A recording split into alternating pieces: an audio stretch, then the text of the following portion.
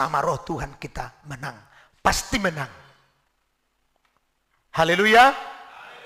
Kalau kehidupan rohani kita sudah dipimpin oleh Tuhan, dipimpin oleh Roh Kudus, sebenarnya dalam sekalipun dalam keadaan ribut, saudara, lingkungan kita bukan dari antara kita yang ribut. Lingkungan kita mungkin di tengah pabrik engkau, mungkin di tengah gelombang engkau, di tengah gelombang perjalanan di kapal engkau, di tengah kesulitan. Sebenarnya kita harus bisa berdoa dengan baik.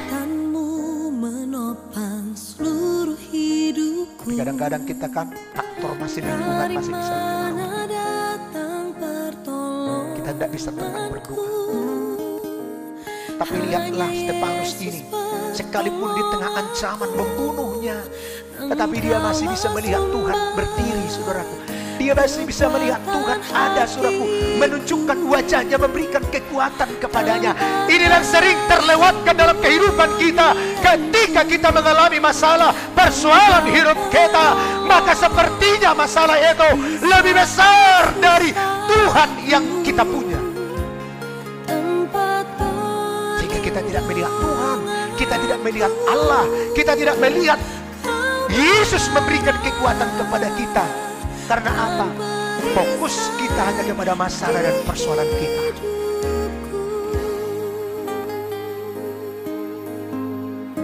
Bersama roh Tuhan kita menang. Pasti menang. Haleluya. Pasti menang. Menang terhadap suraku hati kita. Menang terhadap persoalan berat beban hidup kita. Kita menang.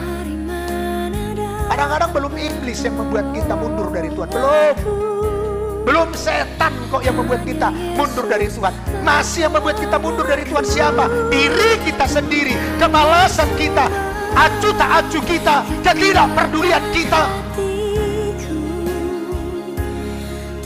Yang membuat kita mundur, saudaraku, yang tidak hidup dalam kebenaran. Belum setan, belum iblis.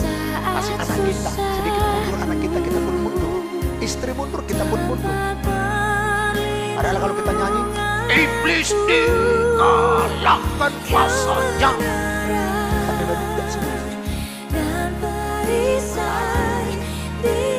Bola terdigi dapat hidung atau kita lalang. Gimana mau menghancurkan iblis? Diri kita sendiri tidak bisa kita taklukkan, kita tidak bisa menangkannya.